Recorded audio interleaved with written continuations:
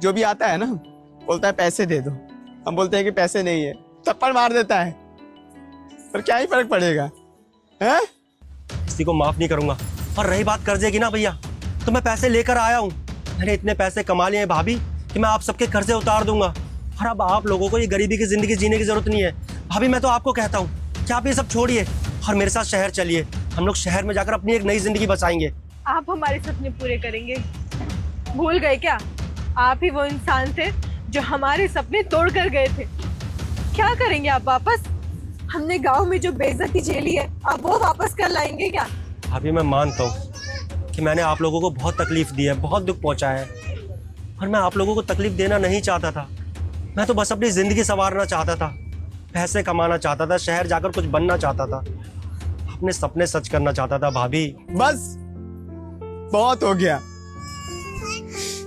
हाथ जुड़वा लो। सच में चले जाओ यहाँ से, नहीं रहना है तुम्हारे साथ। अगर और भी है हमारी बेइज्जती देखनी है ना तो वहां पर जाके खड़े हो जाओ और देखना 5 मिनट के बाद कोई आएगा, थप्पड़ मारेगा, तमाशा बनेगा, यहाँ पर हमारी इज्जत जाएगी। देख लेना और अच्छे से देखने के बाद फिर चले जाना। बकवास करे जा रहे हो, कब से बोले जा रहे हो? चाहिए तो ले लो ना, जमीन जायदाद जो भी बचा हुआ है ले लो, हमें बेच दो, पैसे ले लो। भैया मुझे नहीं पता था कि आप लोग इतनी तकलीफ में हैं। पर यहाँ से जाना मेरी मजबूरी थी भैया। मैं इस गरीबी के दलदल से आप दोनों को बाहर निकालना चाहता हूँ। और ऐसा नहीं है कि आप लोगों की कभी मुझे याद नहीं आई। हर पल हर घड़ी आप लोगों की चिंता सताती रहती थी मुझे। मैं मानता हूँ कि आज मैंने पैसे कमा लिए, गाड़ी खरीद ली है, लेकिन ये गाड़ी, ये पैसा, ये धन दौलत किस काम के जब मेरे भैया भाभी मेरे साथ नहीं है? तो मैं क्या करूंगा इन सब का? याद आ रही थी साहब जी, ये बहाने बनाना बंद करो। सब नाटक समझ रहा हूँ। अगर इतनी याद आती थी तो कभी आए क्यों नहीं मिलने के लिए? बोलो ना। भैया अब अगर मैं आप लोगों को कुछ भी कहूंगा तो आपको झूठी लगेगा। आपको लगेगा कि मैं बहाने मार रहा हूँ।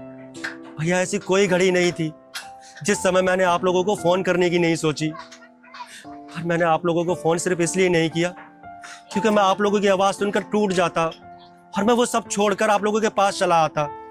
भैया मैंने बहुत बड़े बड़े सपने देखे थे, बस इसीलिए सोचा कि थोड़े दिन और मैं कुछ बन जाऊं, अपने पैरों पे खड़ा हो जाऊं, फिर आप लोगों को आकर सरप्राइज दूंगा, आप लोगों की सारी परेशानी दूर कर दूंगा। भैया बस ये सोच कर रह गया भैया, ये सोच कर रह गया।